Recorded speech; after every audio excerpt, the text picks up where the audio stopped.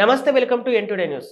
శ్రీ సత్యసాయి జిల్లా కదిరి నియోజకవర్గంలో కదిరిలో municipal office దగ్గర ఉన్న ఎన్టీఆర్ గారి విగ్రహానికి పూలమాల వేసి వర్ధంతి సందర్భంగా నివాళులర్పించిన కదిరి మాజీ శాసనసభ్యులు మాజీ ప్రభుత్వ వైపుగా శ్రీ అత్తార్ చాందు భాష మరియు తెలుగుదేశం పార్టీ నాయకులు గుర్రం బాలచంద్ర, గొడ్డివేలుగుల రాజా, పోలపల్లి సూర్యనారాయణ, కార్యకర్తలు, అభిమానులు పాల్గొన్నారు.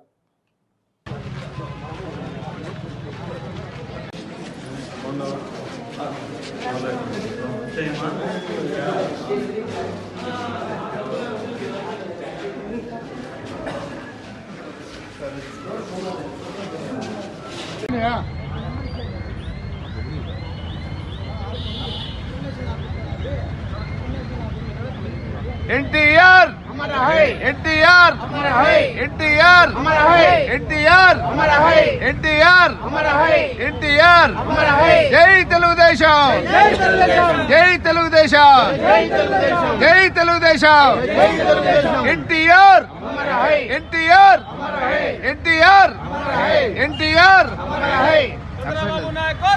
वर्दिल्लाहे एनटीआर को बोल, हमारा है, एनटीआर हमारा है, एनटीआर हमारा है, एनटीआर हमारा है, हमारा है, हमारा है. रांడి అంత దిగరండి, కిందికి రండి. ఓ అంత దిగి రండిగా. हमारा है, हमारा है, एनटीआर हमारा है, एनटीआर हमारा है.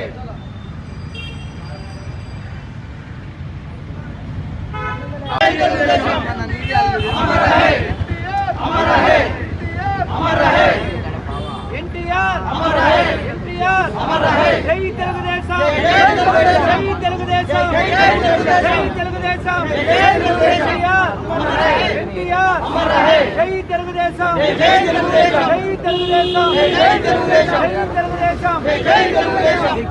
एनटीआर हमारा है, एनटीआर हमारा है, एनटीआर हमारा है. చేశారు తప్ప ఈ రోజు రాష్ట్రంలో అభివృద్ధి సంక్షేమం ఎక్కడ జరగలేదు. కాబట్టి రాష్ట్ర ప్రజలందరూ కూడా ఎప్పుడెప్పుడు ఎన్నికలు వస్తాయి, ఈ ప్రభుత్వానికి చరమగీతం పాడాలి, ముఖ్యమంత్రిగా ఈ రాష్ట్రానికి చంద్రబాబు గారు ఉంటేనే అభివృద్ధి సంక్షేమం జరుగుద్ది అని చెప్పి ప్రతి ఒక్కరు కూడా ఆలోచన చేశారు. కాబట్టి మనం ఈ రాబో ఎన్నికల్లో మనం తెలుగుదేశం పార్టీ జెండా రెపరెపలాడాలి, ముఖ్యమంత్రిగా చంద్రబాబు గారు అయితేనే ఈ రాష్ట్రం అభివృద్ధి జరుగుద్ది అని చెప్పి తెలియజేసుకుంటూ ఈరోజు మా పెద్ద ఆయన స్వర్గీయ నందమూరి తారక రామారావు గారికి మరొకసారి తెలుగుదేశం పార్టీ కుటుంబ సభ్యులందరూ కూడా ఘనంగా నివాళులు అర్పిస్తున్నారు. ప్రపంచవ్యాప్తంగా తెలుగు వాళ్ళు ఎక్కడున్నా కూడా ఈరోజు ఒక పండుగను జరుపుకుంటున్నారు. ఎందుకంటే స్వర్గీయ నందమూరి తారక రామారావు గారు మహానుభావుని వర్ధంతి సందర్భంగా ఏదైతే ఆనాడు స్వర్గీయ నందమూరి తారక రామారావు గారు ఆంధ్ర రాష్ట్రంలో కాంగ్రెస్ పార్టీ అధికారంలోకి ఉండి కేవలం ఓటు బ్యాంక్గా ఉపయోగించి తప్ప అభివృద్ధి సంక్షేమం అనేది కూడా ఎక్కడా చేయకోకుండా, సమన్యాయం జరుపుకోకుండా ఆ రోజు ఉండే సందర్భంలో 1982లో స్వర్గీయ నందమూరి తారక రామారావు గారు పార్టీని స్థాపించి తెలుగుదేశం పార్టీని నామకరణం చేసి 9 నెలల కాలంలోనే ఏ రాష్ట్రం లేని విధంగా ఆంధ్ర రాష్ట్రంలో తెలుగుదేశం పార్టీ జెండా రెపరెపలాడించి ముఖ్యమంత్రిగా ఆ రోజు స్వర్గీయ నందమూరి తారక రామారావు ప్రమాణం స్వీకారం చేసిన తర్వాత నిజంగా ఆంధ్ర రాష్ట్ర ప్రజలకు స్వేచ్ఛ లభించింది. ఎందుకంటే అణుగారిపోయిన వర్గాలు, ఎస్సీలు, ఎస్టీలు, బీసీలు, మైనార్టీలు అందరూ కూడా ఆ రోజు ఎంతో సంతోషపడి ఒక పండుగ జరుపుకున్నారు. ఎందుకంటే స్వేచ్ఛ లభించింది. సామాన్యుని కూడా రాజకీయాల్లో ప్రవేశం కల్పించి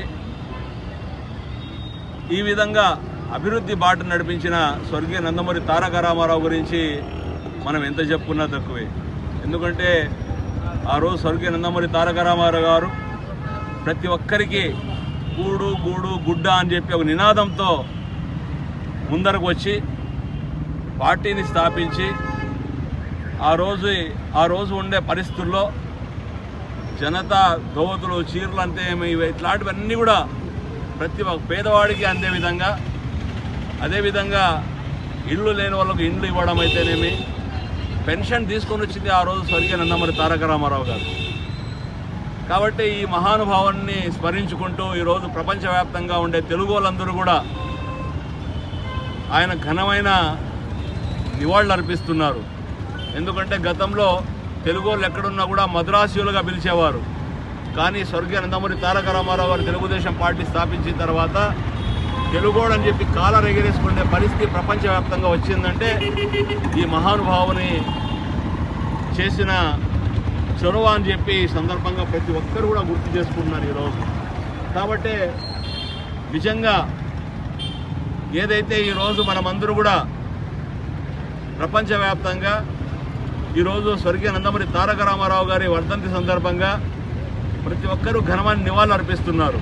అడుగుజాడల్లో నడుస్తూ ఈరోజు మన ప్రియతమ తెలుగుదేశం పార్టీ అధినేత, జాతీయ అధ్యక్షులు, మాజీ ముఖ్యమంత్రి నారా చంద్రబాబు నాయుడు గారు ఆయన అడుగుజాడలు నడుస్తూ ఆయన ప్రవేశపెట్టిన సంక్షేమ పథకాలతో పాటు మరింత ప్రజలకు చేరువ అయ్యే విధంగా, సామాన్యునికి అందే విధంగా, బడుగు బలహీన వర్గాలకు, ఎస్సీలకు, ఎస్టీలకు, బీసీలకు, మైనార్టీలు అందరూ కూడా సమన్యాయం చేస్తూ ప్రతి ఒక్క కులానికి కూడా ఈరోజు న్యాయం చేస్తున్న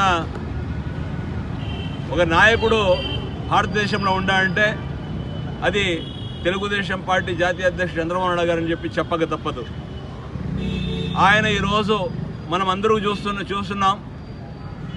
రాష్ట్రం విడిపోయిన తర్వాత కష్టాల్లో, ఇబ్బందుల్లో ఉండే పరిస్థితుల్లో కూడా రాష్ట్రం ప్రజలు నాపై నమ్మకం పెట్టి ముఖ్యమంత్రిగా చేశారని చెప్పి ఆయనకున్న అనుభవంతో ప్రభుత్వ ఉద్యోగస్తులు జీతాలు కూడా ఇవ్వలేని పరిస్థితుల్లో ఉండే రాష్ట్రంలో అభివృద్ధి, సంక్షేమం అనేది రెండు కండలాగా చూసుకుంటూ ప్రతి ఒక్క కులానికి, ఎస్సీలకు, ఎస్టీలకు, బీసీలకు, మైనార్టీలకు, కాపులకు, బ్రాహ్మణులు అందరూ కూడా కార్పొరేషన్, ఫెడరేషన్ ఏర్పాటు చేసి వారికి అందరికి కూడా ఆదుకున్న ఘనత చంద్రబాబు నాయుడు గారిది.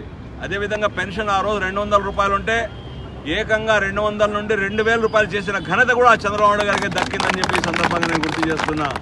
అదే కాదు, నిరుపేద ఎవరైతే సోదరులు ఉన్నారో వారికి అందరు కూడా ఇండ్లు ఇవ్వాలని చెప్పి ఉద్దేశంతో ప్రధానంగా గతంలో ఇచ్చిన ఇండ్లు కాకోకుండా సర్వాంగ సుందరంగా టిట్కో ఇండ్లను తీసుకొచ్చి ఈ కదిరి నియోజకవర్గంలో నేను శాసనసభ్యునిగా ఉన్నప్పుడు దాదాపు 3000 ఇండ్లు ప్రారంభోత్సవం చేసి 1500 ఇండ్లు పూర్తి చేస్తే కూడా ఆ ఇండ్లు కూడా ఈరోజు ఈ 4.5 సంవత్సరాల కాలంలో ఈ ముఖ్యమంత్రి జగన్మోహన్ రెడ్డి గారి ప్రభుత్వం ఒక్క పేదోడు కూడా ఇవ్వలేదంటే ఈ రాష్ట్రంలో ఏ విధంగా ప్రభుత్వం నడుస్తుందో మనం చెప్పక తప్పదు. కాబట్టి ఆయన అనుగుణాలు నడుస్తూ మా యువగళ రథసారథి నారా లోకేష్ బాబు గారు మరింత ముందరకు వచ్చి 400 కిలోమీటర్లు 400 రోజులు 4000 కిలోమీటర్లు పాదయాత్ర చేస్తే ఈ ప్రభుత్వం అడుగడుగునా అడ్డంకులు సృష్టించి పాదయాత్రను ఆపాలని చెప్పి శతవిధాలుగా ప్రయత్నం చేస్తే మా యువ నాయకులు లోకేష్ బాబు గారు మీరు పాదయాత్ర చేస్తా లేకపోతే ఏ విధంగా ఈ రాష్ట్ర ప్రజలకు మీ యొక్క ప్రభుత్వం చేస్తున్న అరాచకాలు చేసి చూపిస్తారని చెప్పి ధైర్యంగా దాదాపు అన్ని రోజులు పాదయాత్ర చేసి అన్ని కులాలకు, మతాలకు సంబంధించిన నాయకులతో ఆయన పాదయాత్రలో ఒక మీటింగ్లు ఏర్పాటు చేసి ఏ కులానికి ఎక్కడ ఏమి చేయాలి, ఎవరు వెనకబడి ఉన్నారు, ఏ విధంగా చేస్తే వారి యొక్క జీవితాలు మారుతాయని చెప్పి ఆయన కూడా ఒక ప్రధానంగా ఈ పాదయాత్రలో సమస్యలు తెలుసుకున్నారు. కాబట్టి మనం 2024 ఈ మార్చి, ఏప్రిల్లో జరిగే ఎన్నికల్లో ఈ రాష్ట్రంలో తెలుగుదేశం పార్టీ జెండా రెపరెపలాడుతుంది. ముఖ్యమంత్రిగా చంద్రబాబు గారు అవుతారు. దీంట్లో ఎలాంటి అనుమానం లేదు. ఎందుకంటే ఈరోజు రాష్ట్ర ప్రజలందరూ ఎప్పుడెప్పుడు ఎన్నికలు వస్తాయి అని చెప్పి గమనిస్తున్నారు. ఎందుకంటే ఈ 4.5 సంవత్సరాల కాలంలో ముఖ్యమంత్రిగా ఉండే జగన్మోహన్ రెడ్డి కేవలం కక్ష సాధింపు చర్యలకు, ప్రజలకు కష్టపెట్టడం, ప్రజల యొక్క భూములను దోచుకోవడం, నిరుపేదలకు ఇబ్బంది పెట్టడం, మరీ ముఖ్యంగా మైనార్టీ సోదరులకు ఆత్మహత్యలు చేసే విధంగా వారి నాయకులతో ప్రేరేపించడం. ఎంతోమంది కుటుంబాలు ఈరోజు ఆత్మహత్య చేసుకున్నారు మైనార్టీలు. కాబట్టి ఈ విధంగా కక్ష సాధింపులకు పనిచేశారు తప్ప అభివృద్ధి, సంక్షేమం అనేది పక్కన పెట్టి వారి నాయకులు ఆస్తులు కాపాడుకోవడానికి వేల